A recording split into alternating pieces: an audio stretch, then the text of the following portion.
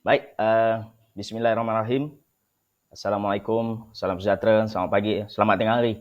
Selamat tengah hari, salam sukan untuk semua, salam Malaysia prihatin. Baik, hari ini kita bersiaran secara langsung sekali lagi, live dalam Facebook live kita, Blackout Fitness House, talk show, football, strength and conditioning. Topik hari ini simple. Kalau kita tengok topik yang kita nak sembang hari ni just satu topik yang saya rasa bukan di peringkat level profesional sahaja, di bawah peringkat pembangunan sendiri pun kita perlu dan kita guna pakai recovery dalam bola sepak, recovery in football. Tu bahasa orang putihnya lah, tapi dalam bahasa Melayunya pemulihan. Orang kata recovery ni kita terus start je sebab kita nak make it short, kita nak jadikan lebih pantas, lebih laju daripada sebelum-sebelum ni.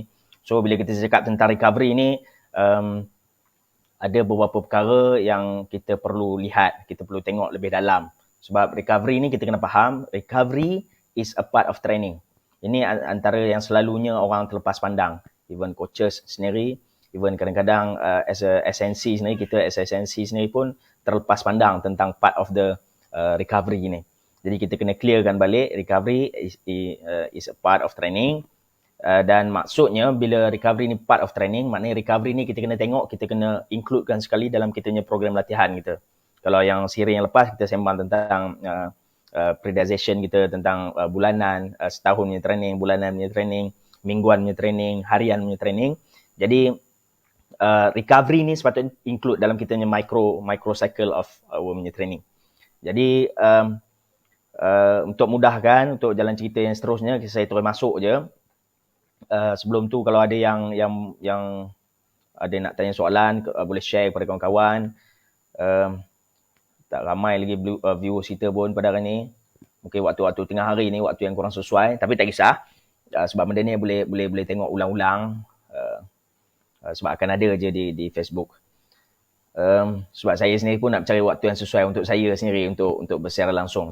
Tapi mungkin waktu saya untuk bersiaran langsung tu tak sesuai dengan masa tuan-tuan atau masa coaches atau sahabat-sahabat kita yang lain. Baik, first, nampak John Labu. Steady Pak Abu. So Abu Mutalib Baiman hadir. Abu sepatutnya semalam join event saya semalam, tapi dia tak sempat, dia terlepas. Dan semalam pun ada masalah teknikal sikit. So saya push dia, Abu kena hadir hari ni. So steady Abu. Saya terus pergi jalan cerita ni, nak cerita tentang proses recovery ni. Kenapa recovery ni perlu berlaku sebelum kita cerita tentang manipulation of recovery itu sendiri. Jadi ni kajian orang kaji after satu game, after competitive match, satu perlawanan, physical performance seorang pemain terkesan dan memerlukan beberapa hari sebenarnya untuk dia fully recovered. Jadi based on kajian, in term of sprinting performance, larian 20 meter ni, dia sprint 20 meter. Sebelum tu nampak Nur Haizan. Waalaikumsalam Haizan. Terima kasih. So, in term of sprinting performance, within 20 meter punya sprint performance, orang buat kajian, immediately after game, after match, dia buat kajian, reduce 3 ke 9%. 3 ke 9% dia punya performance. Sprinting performance, 20 meter punya sprint. Ni orang buat kajian tentang 20 meter lah. Dia lari 20 meter, sprinting performance dia immediately after game apa jadi. So impair ataupun terkesan merudum decrement of performance, reduce performance dia sebanyak 3 ke 9%. So dan dari sini juga, dari 3 ke 9% ni juga orang kaji juga dia memerlukan lebih kurang 5 ke 96 jam ni tempoh masa yang dia orang keluarkan. So dari recovery 20 meter tu punya kerja je, sepanjang game tu, in term of testing dia buat 20 meter tu, jadi dia keluar, dia orang simpulkan untuk sprint performance ni, sprinting performance punya recovery, dia perlukan lebih kurang di antara 5 ke 96 jam. Ni yang orang kaji. Yang kajian lain pula orang kaji jumping performance. So after game dia orang kaji dia punya jumping performance. So sebelum dia orang dah ada lah, sebelum Amir nampak PKMP saja je mengenang PKMP FC, PKMP FC yang telah terkubur pada tahun 2019. Semalam saja sebelum ni selingan. Semalam kecoh viral satu Malaysia isu Perak 2 akan dibubarkan. So kita walaupun kita tim yang berlain-lainan sekarang ni, macam mana pun kita sedikit terkesan bila kita cerita tentang team development ataupun reserve team ataupun feeder club ni, bila dibubarkan, banyak pemain-pemain sokongan, pemain-pemain yang nak meningkat naik, yang budak-budak muda, OB-OB muda ni akan terkesan, dah tentu akan terkesan. Jadi macam itulah kan. Itulah yang jadi pada PKMP beberapa tahun yang lepas. So, tapi tak apa, PKMP kita bubarkan PKMP, kita jadikan Perak 2 last time, jadi Perak 2. So, sempat main 2 tahun je Perak 2. Dan okey, habis cerita tentang tu. Jadi, dia orang buat kajian pasal jumping performance pula. Immediately after game, tadi dah test dah pasal sprint, ada reduce 3 ke 9%. Jumping performance ada reduce tak? So, dia orang kaji, ada reduce sehingga dia punya peningkatan dia tu, reduce itu sehingga membawa kepada 12%. Sehingga 12% dia punya reduce of jumping punya performance. Jadi dari 12% ni, dia orang jangka perlu recover dalam tempoh masa 48 ke 72 jam. Ni orang jangka, orang fikir, orang agak, orang jangka. Based on kajian. Jadi, kalau cerita pasal maximal strength pula, dalam 7 ke 15%. So banyak ni sebab tu perlunya SNC ni dalam tim sebagai strength and conditioning coach ataupun fitness coach ataupun banyak bahasa orang pakai physical trainer, fitness coach, SNC coach. So perlunya orang-orang macam ni dalam tim untuk membantu sebenarnya. Kadang-kadang head coach sebagai head coach, assistant coach. So kita tak sempat pun nak tengok banyak-banyak sangat ni. Kan nak cari detail berapa jam ni. So ini kerja ni sebagai head coach kita tak payah pening pun. Serah je, campak je dekat kita punya SNC. So SNC akan fikir benda ni. SNC lah punya kerja, nak baca. Ni bukan head coach punya kerja ni, nak cari journal, nak baca apa orang buat, apa orang tak buat sebelum ni. So itu semua kerja SNC. Untuk dia kaji, untuk dia baca, dia kaji, dapatkan pengetahuan, manipulate, masuk dalam tim punya keperluan. Jadi itu semua kerja SNC. So head coach yang pening sangat. Jadi sebab tu kita perlukan satu esensi di dalam tim. Dan sekarang jadi requirement wajib pun dalam Liga Malaysia, MFL diwajibkan dalam tim perlu ada strength conditioning coach atau fitness coach ataupun physical trainer yang bertauliah untuk didaftarkan dalam pasukan. Itu antara syarat wajib sekarang. Jadi sebab tu perlunya orang macam ni. Sebab tu perlunya kita buat sesi macam ni untuk kita berkongsi di antara kita ni. Bukan kita nak angkat sangat-sangat esensi ni bagus benar, tak ada esensi tak boleh, mati tim, kalah tim, tidak juga. Cuma ini keperluan tambahan. Modern football zaman-zaman sekarang ni, bola ni perlu orang-orang macam ni untuk membantu. Macam sebelum ni orang kata walaupun 1% sumbangan itu, 1% ni mungkin bermakna. Mungkin sebab 1% ni je tak angkat cup. Mungkin 1% ni juga boleh angkat cup, contohlah.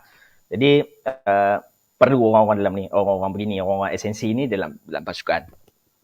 Jadi nak cerita balik ni tadi. Also in term of sprinting performance kita dah tahu dah 3 ke 9%. Dalam jumping performance kita dah tahu meningkat sehingga 12% dia punya reduce. So dalam strength, maximal voluntary strength punya range, maximal strength punya range dalam 7 ke 15%. Dia punya reduce, dia punya reduction ataupun dia punya pengurangan bahasa Melayu-nya, pengurangan prestasi dia tu berlaku. Jadi ini semua yang orang buat kajian in term of control study orang buat. Walau macam mana pun kita kena bagi tahu, kita kena faham kan, semua tempoh recovery ataupun proses untuk recovery ni bergantung kepada ada beberapa faktor. Kita tak boleh cakap semua orang sama lah. Macam ni tadi kita kata 3-9%. So mungkin tak pun. Mungkin ada player A, player B, player C tak sampai pun. Habis satu game masih boleh sustain untuk main. Esok pun dia boleh main lagi. So semua ni bergantung pada individu sendiri. Player tu masing-masing different, totally different. Jadi kita ada dapat kajian, bacaan, kita buat readings hanya sebagai guideline untuk kita. Sebagai esensi, guideline kepada esensi. Dan esensi ni pula akan membantu untuk bagi cadangan, idea, nasihat kepada head coach apa yang kita boleh buat. Sebab yang paling problem sekarang ni bila jadi satu minggu ada 2 game. Ini yang jadi kelang kabut ni. So dalam 3 hari ada game, 3 hari ada game. Jadi orang buat kajian pula dalam 3 hari ni susah, dalam banyak-banyak kajian yang orang buat, susah untuk dia orang jumpa. Hari ni game, lepas 3 hari game balik, player yang sama main 3 game balik. Susah untuk dia orang jumpa pemain tu dapat normal balik keadaan dia seperti sebelum yang first game tu. Katalah hari Sabtu game. Ahad, Isnin, Selasa, Rabu game pula contohnya. So, hari Sabtu orang yang sama main, hari Rabu orang yang sama main. Bila orang buat kajian, dia nak dapat balik yang orang main hari Rabu ni fresh macam hari Sabtu tu, tak dapat. Susah nak dapat. So, akan ada yang fresh, ada yang tak fresh, so dia tak sekata.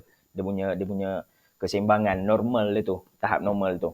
Jadi, perlu untuk kita sebenarnya untuk ambil tahu apa sebenarnya yang menyebabkan ni. Sebab selalu orang kata recovery ni orang nak sebut kadang-kadang pasal fitness lah, pasal tak fit, pasal fit. So sebenarnya bila orang kaji balik secara menyeluruhnya, orang tengok skop yang besar ni. Ini jangan tengok lingkup ruang lingkup kita saja, bukan melingkup. Ruang lingkup kita saja. Kita kena tengok secara menyeluruh apa yang orang kaji, apa yang orang tengok. So apa yang orang kata fitness recovery ni bukan semata-mata depends pada fitness level seseorang tu. Jadi proses recovery ni, nak bantu proses recovery ni juga bergantung kepada status perlawanan. So game tu menang ke, kalah ke, draw ke, benda ni pun mempengaruhi faktor dia untuk recovery ni. So kalau menang mungkin dia cepat sikit recover, semangat dia lain macam. Kalau kalah ni mungkin banyak masa sikit nak recover. So benda ni pun main peranan sebenarnya dalam tempoh dia nak recover ni. So selain tu faktor luarannya yang disebut adalah faktor cuaca klimatik, faktor main petang, keadaan terlalu panas, main malam tapi main malam dalam keadaan hujan lebat, rumput teruk, padang becak, sawah padi. Jadi ataupun main malam tapi main atas turf, so game laju, intensity tinggi. So benda ni semua sebenarnya menyumbang kepada faktor-faktor untuk dia ambil kira untuk proses recovery tu. So kadang-kadang mungkin main game ni cepat sikit recover, mungkin main game ni lambat sikit recover. Sebab apa? Sebab faktor-faktor yang luaran ni pun kita kena ambil kira juga. Jadi apa tadi nak cerita tadi? Baik, proses kalau ada soalan boleh tanya dekat bawah. So tak ramai pun kita punya views ni. Sahabat-sahabat kita ialah tengah hari Ahad pula, apa benda lah. Hari Ahad nak buat cerita-cerita bukan-bukan ni, recovery. So Ahad tak apa, sebab benda ni ini je masa yang saya sempat untuk luangkan. Jadi kita boleh replay, review pula nanti boleh tengok semula. Jadi saya sebelum nak cerita recovery yang ada, apa benda yang kita boleh buat recovery, saya nak share sikit step-step yang dah di-concludekan secara orang kata recovery protokol lah, bukan dia kalau kita sebut protokol ni jadi strict sangat. Dia macam recovery guideline lah. Apa yang kita buat immediately selepas match tu, apa yang aku kena buat, step-step yang aku kena buat. Habis je game, apa yang aku nak kena buat. Dia ibarat macam tu lah, apa yang aku nak kena buat. Pertama dia letak kat situ ada 6 step. So step yang pertama mula dengan bismillah. Kita mulakan kita punya recovery tu immediately selepas game. Yang pertama sekali adalah kita nak kekalkan tahap hydration kita. Yang first sekali, hydration level badan kita. So ada setengah tim sebelum game dia akan timbang berat badan. Selepas game dia akan timbang berat badan. Tapi tak diamalkan oleh semua pasukan, kita faham. Ni secara praktikal, kita kena cerita praktikal ni. So dia jangan bercerita macam cerita atas kertas, macam ni. Kita cerita secara praktikalnya yang betul yang berlaku dalam pasukan. Ada setengah tim dia akan buat. Dia akan timbang berat badan sebelum game, selepas game. Ada setengah tim dia akan timbang sebelum game, selepas game, 24 jam selepas game. Ada setengah tim dia akan buat sebelum game, selepas game, 24 jam, 48 jam. Setengah tim sebelum game, selepas game, sebelum next session training, dia akan timbang lagi. So timbang ni, tadi cerita pasal hydration ni, timbang ni apa kaitan pula? Hydration ni boleh menjadi kita punya indikator ataupun panduan juga kepada kita untuk kita tengok berapa banyak berat badan dia hilang dalam satu perlawanan tu. Jadi kalau game ni sebelum start game 68 kilo, habis start game tinggal 66 kilo. Jadi bukannya bermaksud 2 kilo yang hilang tu bukannya bermaksud body fat dia hilang sampai 2 kilo. Reduce lemak banyak ni. Sebab kemungkinan yang hilang tu adalah air di dalam badan. So, apa yang kita nak buat, first kali selepas habis game, selepas kita dah timbang, kita dah tengok, kita identify, kita dah kenal pasti berapa banyak air hilang. So, guideline yang ada 1 kilo air, kita tambah semula dengan 1.5 liter air. 1 kilo berat badan yang hilang, contoh berat badan saya 68, selepas game berat badan saya jadi 66, jadi 2 kilo hilang. 1 kilo saya kena tambah 1.5 liter. So 2 kilo maknanya 3 liter air yang saya kena minum. Jadi air ni pun bukannya air kosong semata-mata. So kebanyakannya kalau boleh kita nak minum air yang ada sodium sedikit ataupun air yang ada garam sikit, air tak kisah, lebih baik lah kalau tak ada air mineral je yang ada, minum je air mineral, tak kisah air kosong je yang ada, minum je air kosong. Tapi kalau kita ada pilihan, ada air yang boleh ada garam sikit, contoh kita kata macam yang electrolyte, ada electrolyte sikit untuk tambah cepat dalam badan. Sebab air kosong ni kadang-kadang kita minum satu botol, dia keluar satu botol supaya kencing, dia tak contain, tak simpan dalam badan kita. Itu contohnya lah. Tapi kita jangan rigid, jangan susah-susah fikir, kita bagi guideline yang mudah. Habis minum, boleh timbang berat? Tak boleh. Susah lah, tim saya tak ada duit lah nak beli berat. Kat Watson ada jual RM25, RM30. Tak nak beli kat Shopee. Kat Shopee ada jual RM15 je penimbang berat tu. Tak nak lah, saya tak nak belilah timbang berat. Nak beli berat lah, apa nak timbang sebilang setimbang. Tak mau. Saya nak recover. Apa yang saya boleh buat? So, tak nak timbang berat. Susah, benda yang tak praktikal pada coaches. Kita bagi guideline. Selepas habis game, kena banyak minum air. Dan make sure sebelum tidur malam ataupun sampai esok pagi nak bangun pagi, urine, kencing tu dah tak nak kuning pekat lagi dah. So kita nak dia lebih kepada jernih sikit. Dia bukan putih putih air lain.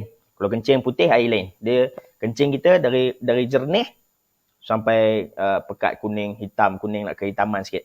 Jadi kita nak reducekan air kencing kita punya colour tu dari kuning kehitaman tu yang menunjukkan hydration level kita rendah tu jadi ke jernih, ke arah jernih. Jadi itu guideline yang boleh kita guna pakai lah. Yang lainnya kalau tak nak timbang berat apa semua. Jadi first step sekali kita kena buat adalah hydration punya status. Kita kena check sekarang air hilang banyak mana. So minum air, habis dah settle air. Second step kita nak restore balik glycogen. Aduh apa benda lah glycogen cerita. Aduh tak boleh terima lah cerita ni. Bahasa mudahnya kita nak tenaga balik. Tenaga dah tak ada. Dah game tadi, tenaga dah hilang. Glycogen ni tenaga. Senang bahasa mudah. So jangan cerita-cerita ni glycogen lah apa kena perlu oxidative system. Jangan sembang. So glycogen, kita perlukan glycogen, kita perlukan tenaga balik. Tadi dah press habis minyak dah tadi. Sekarang kita perlu minyak balik. So apa yang kita perlukan kalau boleh makan kita makan, tak boleh makan. Tadi kita dah minum air biasa tadi. Now kita nak start minum air yang ada tenaga sikit, yang manis-manis sikit. Okay, bahasa mudah itulah. Contoh kita boleh minum air Milo, air coklat, chocolate drinks kan. Air yang tu yang orang Belanda tu, perempuan Belanda punya air tu, perempuan Belanda tu. So beli air kotak tu, boleh minum bagi dia hydration level bertambah dan dalam masa sama dia tambah dia punya glycogen atau tenaga lah, bahasa mudah tenaga. Kita nak tambah tenaga dia. Kita nak tambah glycogen sebenarnya. So glycogen ni adalah tenaga. Bahasa mudah nak bagi coach faham. Bagi kawan-kawan kita yang lain pun faham. Yang keduanya benda yang bila tenaga kita bertambah, kita juga nak bantu proses badan kita waktu ni. Kalau kita ada bengkak, ada apa, time ni kita perlu kita nak kurangkan semua tu. Ni jadi nak masuk yang step seterusnya ni. Kita perlu kalau contoh tim yang berkemampuan, kita ada energy drink ataupun suplemen yang lain. Contoh kita ada protein, kita ada tak payah cerita lah benda tu kan, macam meal replacement. So ada yang boleh makan, bahasa mudahnya first tadi aku nak tambah air dalam badan. Yang kedua sekarang aku nak tambah tenaga dalam badan. So tenaga ni ada boleh melalui dua lah, melalui air pun boleh jadi ada yang menyumbang tenaga. Melalui makanan pun boleh menyumbang tenaga. Jadi sekarang nak cerita pasal air. Air yang manis-manis sikit yang boleh minum, yang boleh tambah tenaga dalam badan. Tu bahasa mudah dia. Baik, kita nak kena tambah benda tu dalam badan kita. Yang seterusnya adalah kita, itu immediately ni cerita immediately ni, habis game ni apa nak buat ni. Kita boleh minta pemain kita untuk buat mandian ais, ice bath, cold bath, mandi ais. Orang sebut mandi ais. So kita boleh minta pemain kita atau boleh minta pihak pengurusan kita ataupun kitman kita sediakan ice bath. Saya nak mandi ais. Jadi masuk mandi ais. Jadi Susah lah benda ni, kita nak cerita susah. Kalau kita cerita segi praktikal, dari segi keuangan, benda yang macam susah. Tapi kita boleh jadikan benda tu simple. Tak payah nak susah-susah, nak beli kolam mahal, nak beli ni mahal. So kita boleh tong sampah. Ni bahasa mudah dia. Kita boleh tong sampah, isi air dalam tong sampah. Kalau tak dapat rendam sampai habis badan, rendam kaki takat pinggang pun should be okay. Cuma kadang-kadang yang lagi satu kita terlepas pandang, ni guideline yang orang bagi. Mandi ais ni berapa sejuk? Ni orang tanya juga ni. Sebab sejuk tak sejuk ni, orang kata dalam suhu dia tu, dalam 12 ke 15 darjah Celsius, 12 ke 15. So lebih kurang kita kena duduk dalam tu antara 10 ke 20 minit untuk kita duduk dalam kita punya ais tu. So kita rendam dalam ais. Kalau ada yang kolam tu lagi cantik lah. Kadang-kadang Tesco ada buat offer RM40, RM45. So bila ada Tesco offer tu, belilah yang tu, murah sikit kolam. Kalau tak ada, kita ambil tong sampah, letak tong sampah. Jangan tong sampah yang dah pakai busuk tu. Tong sampah baru lah kan. Duduk seorang-seorang tong sampah. Tapi pada saya lebih praktikal untuk kita beli kolam. Sebab dia murah je. Kalau berbanding kira kepala, murah lah. Cuma, yalah, kita kena tengok juga situasi tempat kita, tempat nak beli kolam, tempat aku nak mandi pun tak ada. Kalau mandi sini telanjang semua orang tengok ni. Kalau tong sampah tu boleh bolan toilet. Jadi ikut kesesuaian kita lah. Baik, air tadi, lepas tu kita kena tambah tenaga kita, sama ada dari segi makan ataupun dari segi ini kita cerita immediately after game. Jadi saya tak boleh lah cerita after game tu hang terus makan nasi dengan ayam goreng, nasi spaghetti habis game ni kalau kabut nak makan. Tak boleh lah ni cerita habis game, habis keluar dari padang, masuk dressing room, masuk bilik persalinan tu, minum air, dalam proses kat padang tu dah minum air, timbang berat, habis tu grab je quick snack untuk tambah tenaga. Jadi sebab tu snack-snack ni kita kata kadang-kadang beli air kotak, letak situ air manis, quick snack untuk dia replace balik tenaga dia dengan cepat. Sebab selepas tu dia nak pergi ice bath. So dia akan pergi, step yang ketiga tadi, dia akan pergi ice bath. Dia masuk ke ice bath. Jadi habis ice bath baru dia mandi, prepare semua, nak balik ke hotel ataupun balik ke clubhouse, balik ke rumah. Jadi kalau kita cerita balik ke rumah lah balik ke rumah, habis je salin baju tadi, ni orang suggest kan, step yang keempatnya, kita guna compression garment. Compression garment slow tight, bahasa mudah dia slow tight. Kan kita tengok slow tight tu, orang main game kan pakai slow tight. Jadi slow tight ni kita guna. Selepas game tadi dah habis mandi semua ni, dah mandi, shower habis semua, terus pakai slow tight kat dalam, balik rumah. Ni kalau cerita tim yang balik rumah lah, balik rumah masing-masing. So balik rumah tu, sementara balik rumah ni biasalah kalau kita naik motor, naik kereta, sementara balik rumah, kalau orang bujang ni dan tu dia singgah kedai makan, dia akan makan dulu di kedai makan. Ni cerita yang kalau sendiri. Kalau bergerak by team, dan tentu sebelum balik ke hotel ataupun sebelum travel balik ke clubhouse, siap semua, saya siap pakai compression garment ni. Compression garment ni bahasa mudah saya kata tadi macam slow tight tu lah. Pakaian-pakaian yang ketat yang orang cipta untuk cepatkan proses recovery. Jadi pakai slow tight itu, dari habis mandi tu pakai dah siap-siap. Lepas tu baru kita cerita pasal pergi makan. Ni baru nak cerita makan. Sebab tu yang step yang kedua tadi saya tak cerita pasal makan. Saya cerita pasal air. Tambah tenaga tapi melalui air juga. Benda yang mudah, benda yang cepat. Pertama tadi air, tambah air dalam badan. Sebab hydration, air kurang banyak. Yang kedua tambah air, tambah tenaga dalam badan melalui air dulu ataupun quick snack yang kita ada. Yang ketiga kita kita mandi ais. Selepas ice bath semua, dah mandi-mandi semua dah, siap-siap pakai compression garment. Compression garment ni kita dah pakai ni bukan pakai masa balik tu je. Compression garment ni kita pakai sewaktu kita tidur. Sampai kita tidur tu kita pakai. Sampai tidur sampai esok pagi compression garment ni untuk kita pakai.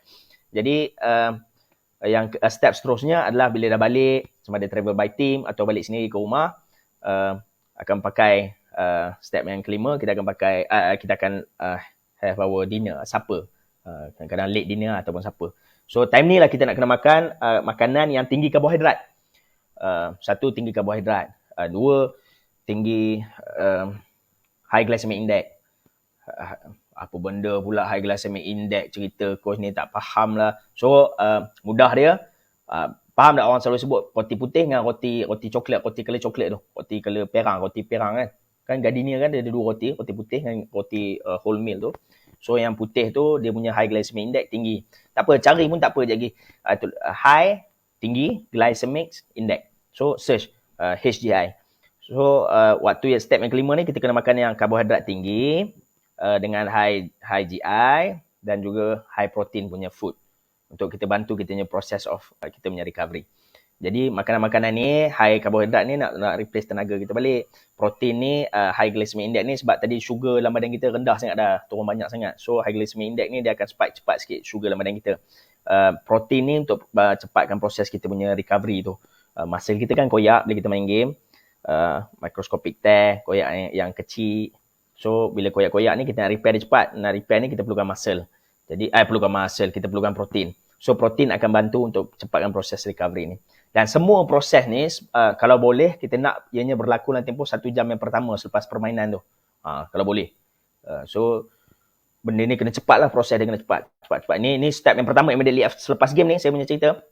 Dan step yang terakhir yang digalakkan, step yang ke-6 adalah tidur.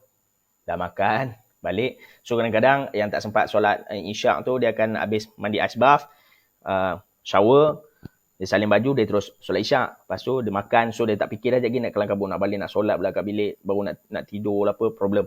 So dia solat siap-siap, travel by bus, makan, balik, tidur. So step yang terakhir ni sebenarnya perkara yang amat penting sebenarnya, yang kadang-kadang kita terlepas pandang. Final step atau yang terakhir tadi tu, immediately selepas game, apa yang perlu kita buat, step yang terakhir yang ke-6 tu adalah tidur yang baik, quality sleep, good quality sleep, quality tidur yang baik dan quality tidur yang mencukupi. Kita kena faham dekat luar negara ni, kalau kita tengok EPL tu kadang-kadang dia main petang. Jadi badan kita bila kita training, kita buat high intensity training, kita buat kerja, kita exercise, sesetengah badan dia perlu, sebab adrenalin kita tinggi bila kita exercise, kita training, kita main game, adrenalin kita tinggi, temperature badan kita tinggi. So kadang-kadang kita perlukan 3 ke 4 jam untuk kita relax, settle down balik badan kita, baru kita boleh tidur. Abu ada soalan tu, sekejap lagi saya akan jawab soalan Abu tu. Terima kasih sahabat-sahabat yang hadir, tak ramai lagi views tu, tak apa, tak ada masalah. Kita kena faham dekat EPL tu kadang-kadang dia orang main petang. Jadi bayang kat EPL yang main petang pun dia boleh ada masa yang baik untuk tidur. Bukan macam tu ayat dia. Ayat dia EPL yang main petang pun perlu masa untuk tidur. Main petang tu. Ini kan kita pula yang game kadang-kadang start pukul 9 habis sampai pukul 9, 12, 11, 12. Jadi tidur ni kena main peranan juga sebenarnya, yang kadang-kadang kita terlepas pandang. Sebab kita kata lari, makan, training, itulah recovery. Tidur tu kita lupa. Tidur ni is a part of recovery juga.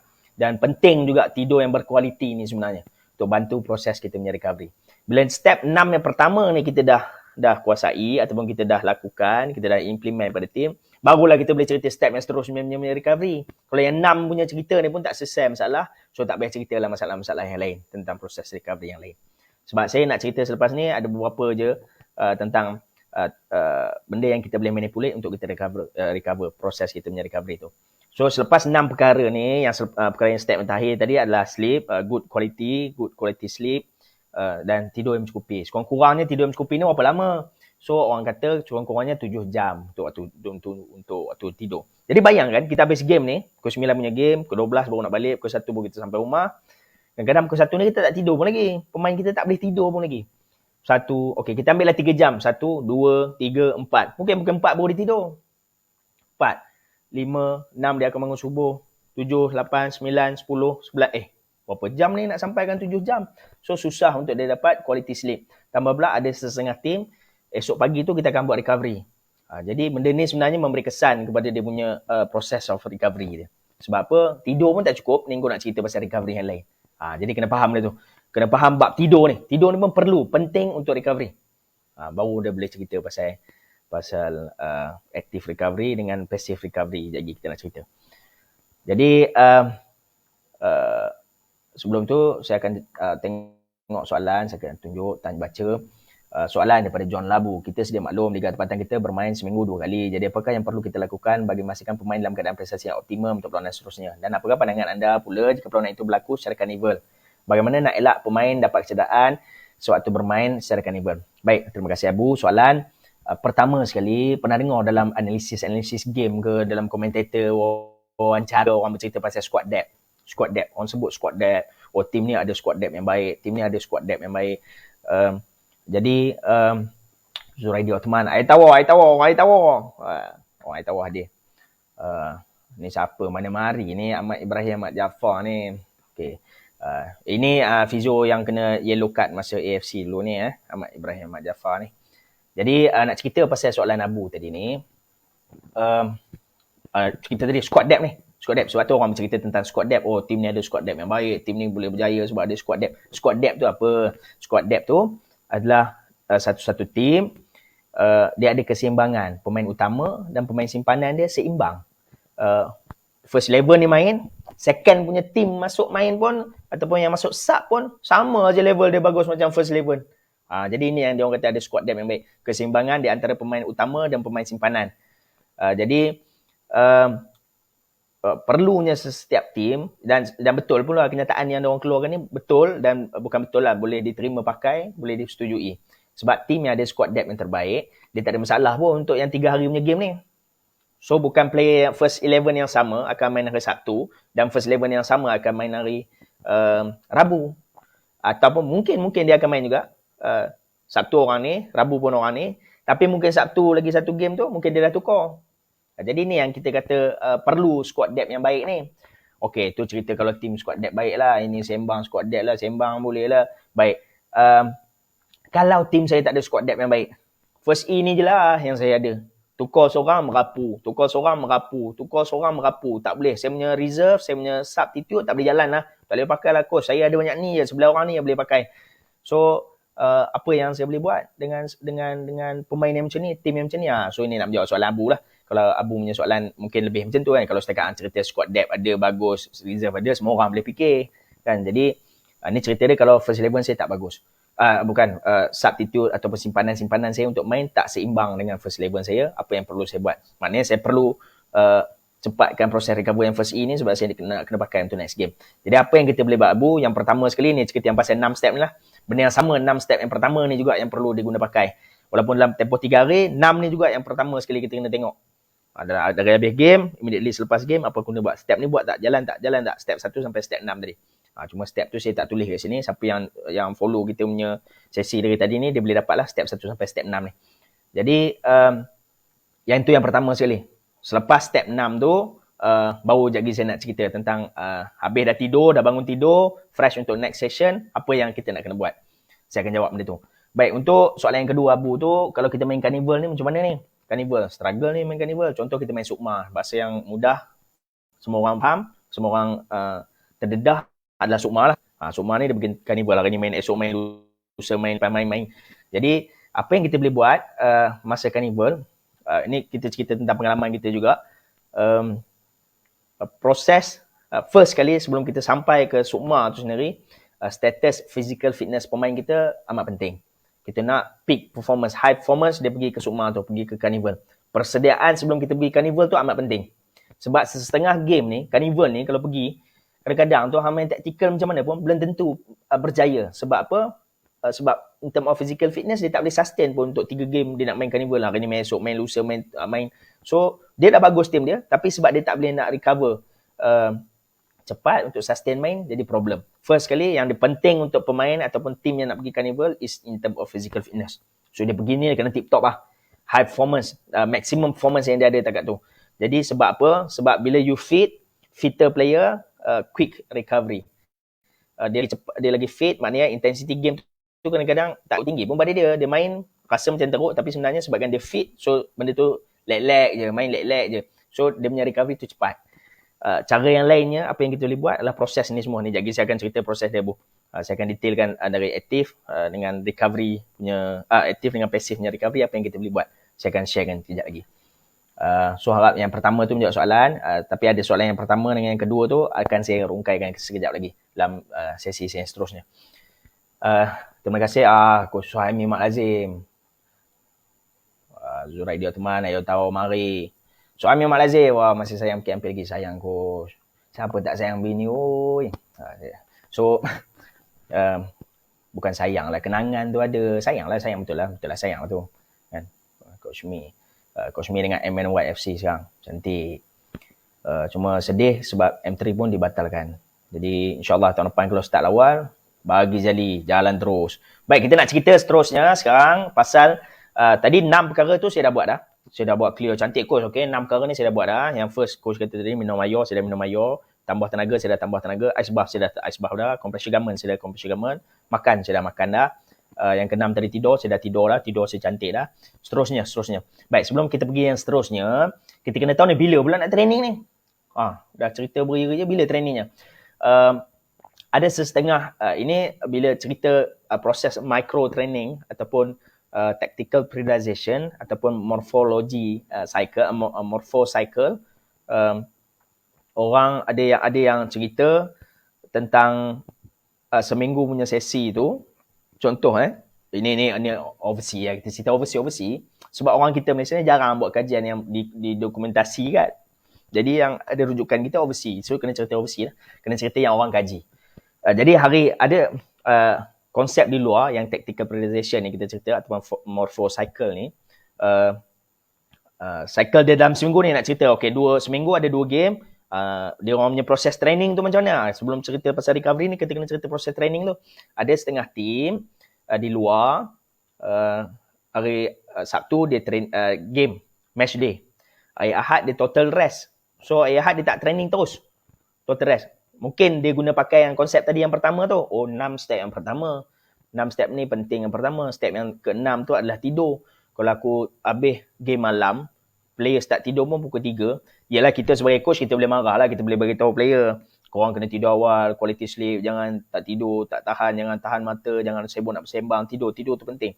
Tapi kita kena faham juga, on physiologically, tubuh badan player ni sendiri pun, kalau dah dia panas, tak boleh tidur, nak buat macam mana? Apa boleh buat? Macam saya mudah lah. Kalau macam saya, nak tidur je, buka buku baca, baru baca satu baris, tidur. Jadi senang kalau saya, senang. Jadi untuk pemain ni susah untuk kita cerita. Kita boleh cerita je lah, korang kena tidur, tidur kena cukup.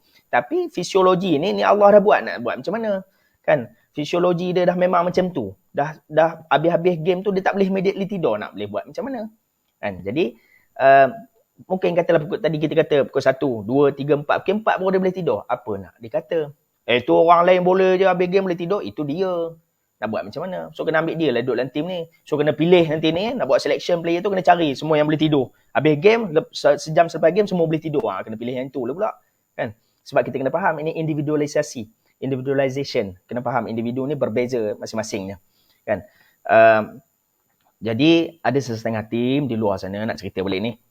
Ni bukan kita kata dia punya program ni bagus sangat dah. Tak. Cuma ni kajian yang dia orang buat. Orang buat kajian, dia orang keluarkan dan implement. Ada coaches yang ikut, ada yang coaches tak ikut. So, ada training hari Sabtu, hari Ahad dia complete rest. So, dia datang balik pada hari Senin, is a recovery session. Termasuk dalam recovery ni, dia masukkan dia punya session training dalam endurance training. Recovery dan endurance training. So, dia masukkan semua tu sekali dalam satu sesi pada hari Senin. Habis pada hari Senin, hari Selasa dia akan cerita pasal strength training. Dia lebih kepada strength training. So, ini bukan saya cerita pasal fitness semata-mata, pasal fizikal je ni apa ni. Cuma saya nak cerita ni pasal tema orang sekarang ni, training ni dia bertema. Hari ni training aku nak buat pasal defending saja. Tapi defending in term of strength. So semua dia punya drill ni include ada strength dari start warm up sampai habis session dia, strength je hari ni, tema training. Dia ada tema dia training hari ni. Baik. Apa tadi cerita tadi? So ni nak cerita yang 2 game ni. Apa yang dia buat? Isnin, Sabtu game, Selasa complete rest. Datang hari Senin recovery dan endurance training. Endurance ni maknanya intensity dia rendah, duration dia yang lama. So hari Selasa dia akan training strength dan include dengan ada contact training dah. Strength training mungkin dia make SSG, dia besarkan sikit grid. Habis hari Rabu dia rest. Ada team yang rest hari Rabu. Ni tak boleh orang dengar rest ni, orang tak boleh ni. Ni sebab apa? Sebab kita cerita pasal recovery kan. So ini tapi terpulang pada tim masing-masing. Tapi saya percaya dekat Malaysia pun ada tim yang guna pakai ni. Guna pakai konsep yang sama. Sabtu game, Ahad rest.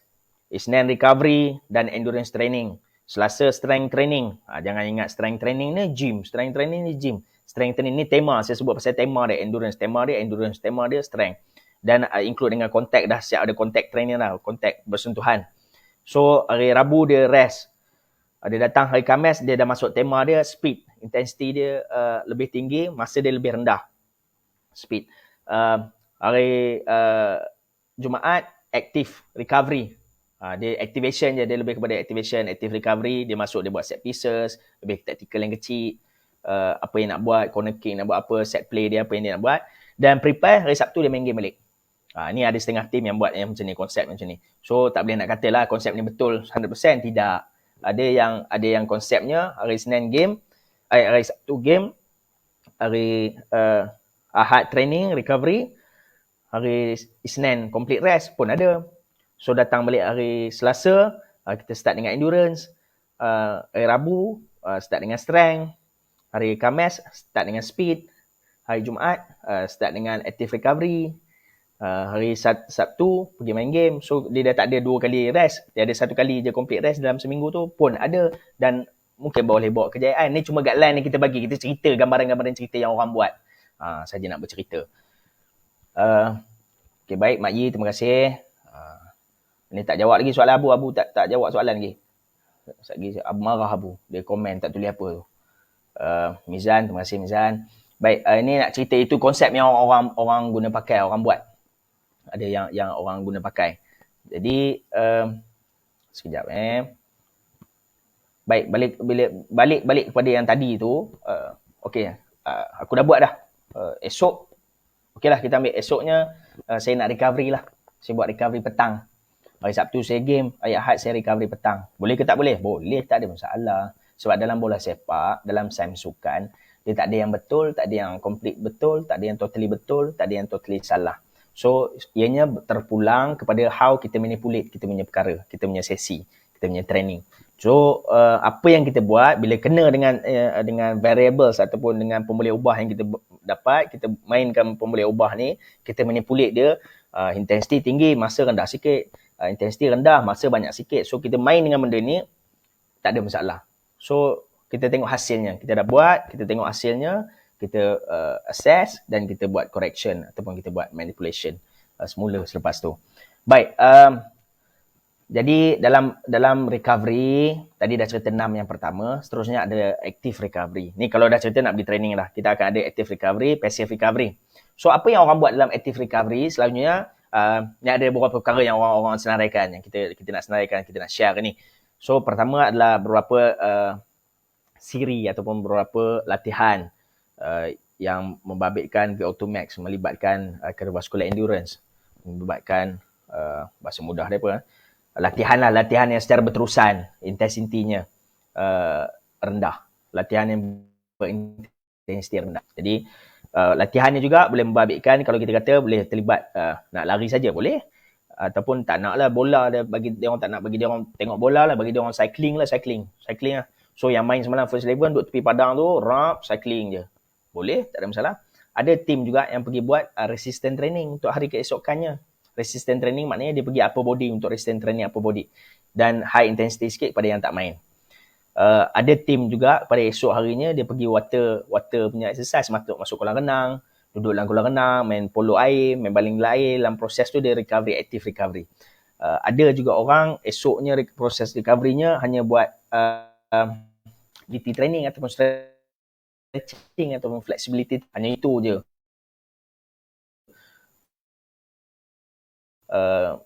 Cerita untuk ni kita pasal player yang tak main, kita cerita yang pasal yang main je lah ni.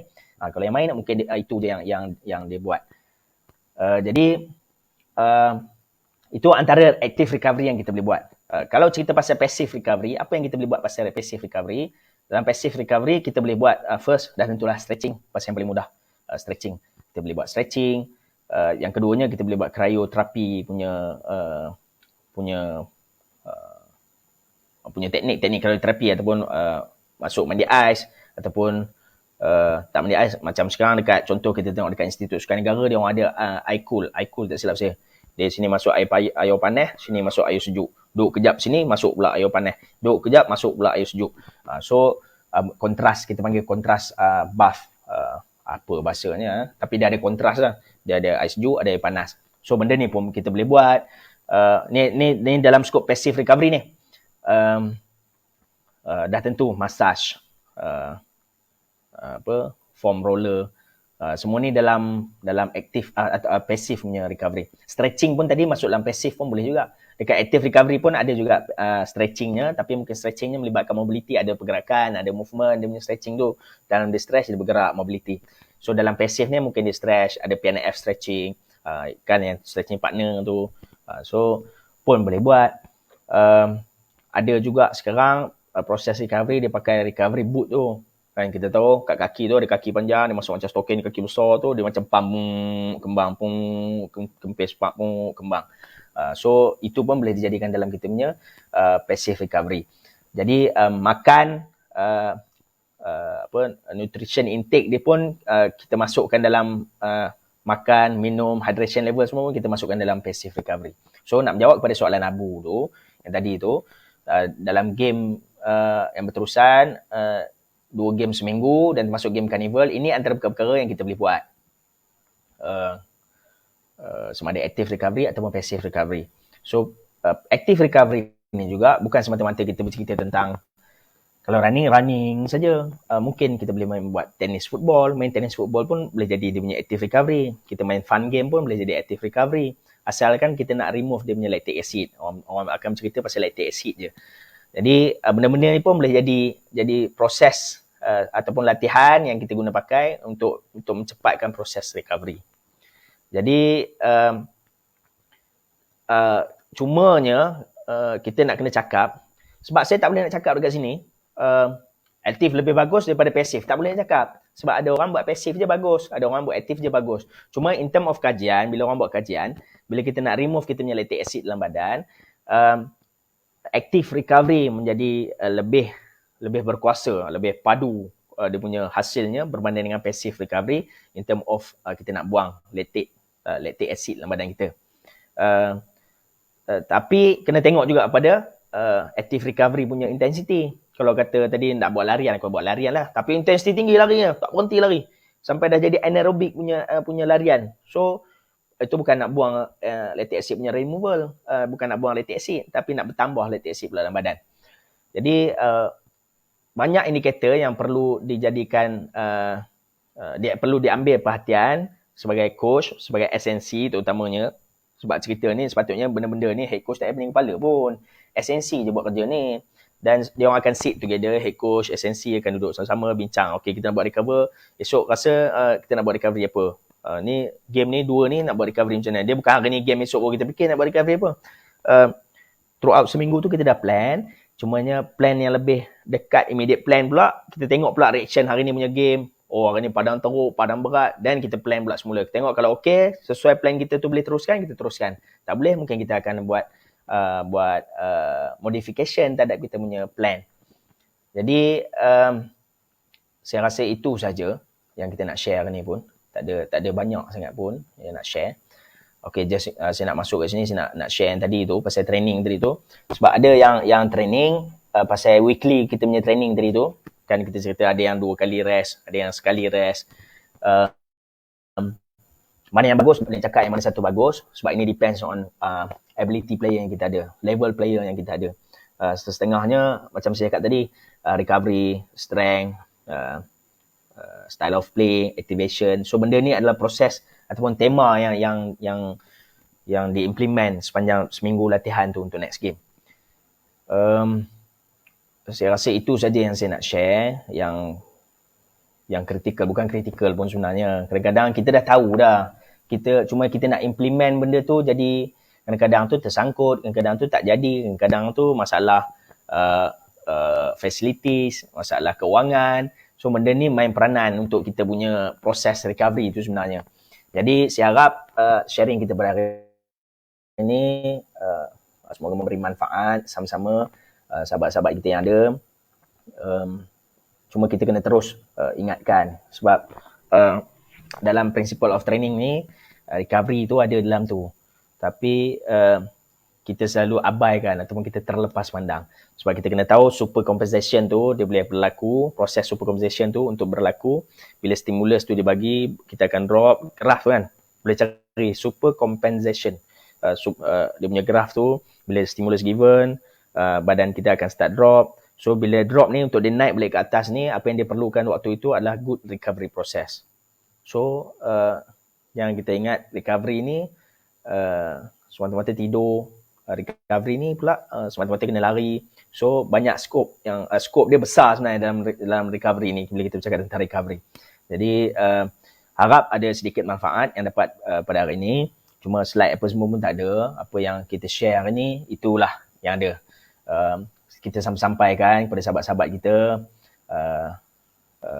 sesi kita pada hari ini. Ilmu kemungkinan yang sebenarnya coaches yang lain pun dah tahu apa benda ni. Cuma kita refreshkan balik. Jadi itu saja dari saya. Kata akhir dari saya, terima kasih kepada semua yang join pada hari ini. Terima kasih Abu soalan. Yang lain-lain pun kadang ada soalan tapi segan nak tanya dalam ni. So jangan boleh WhatsApp je saya. Kalau yang baca kemudiannya bukan tengok pada waktu live pun boleh tanya soalan. InsyaAllah kita akan cuba balas. Terima kasih Blackout Fitness House. Terima kasih sekali lagi kepada semua. Dan seperti biasa soalan saya yang terakhir, di mana pendirian anda? Bagaimana anda meletakkan diri anda sebagai strength and conditioning coach, sebagai football strength and conditioning coach?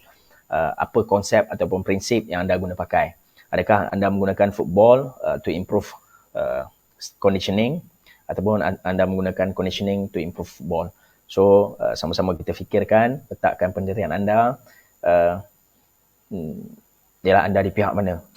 Bukan di pihak mana pula. Konsep apa yang anda gunakan dalam sebagai strength and conditioning coach? Football improve conditioning or improve conditioning through football? Improve conditioning through football or improve football through conditioning? Ni dua soalan ni kena jawab. So itu saja dari saya. Terima kasih kepada yang join pada hari ini 52 minit. Terima kasih lagi sekali. Saja je pakai baju PKMP tak ada apa pun. Buka-buka nampak PKMP, ambil sapu pakai je. So tak ada apa pun. Itu saja. Kita doakan yang terbaik untuk perkembangan bola sepak negara kita. Macam kita sedia maklum tahun depan, tadi nak habis sangat dah. Tahun depan 10 tim je main Premier League. Jadi kita nak meriahkan lagi industri bola sepak negara kita. Dan tahniah juga kepada pengusaha gimnasium. Gym dah boleh buka. Terima kasih kepada Menteri KBS kita, Peja kita. So dah clear kan pasal gym, dah boleh buka. Cuma ada SOP tentang ventilation gym tu sendiri je yang kita kena follow. InsyaAllah semoga sukan negara kita terus maju. Terima kasih. Jawab balik yang tadi soalan tadi tu. Improve football through conditioning ataupun improve conditioning through football. Terima kasih. Assalamualaikum. Terima kasih semua.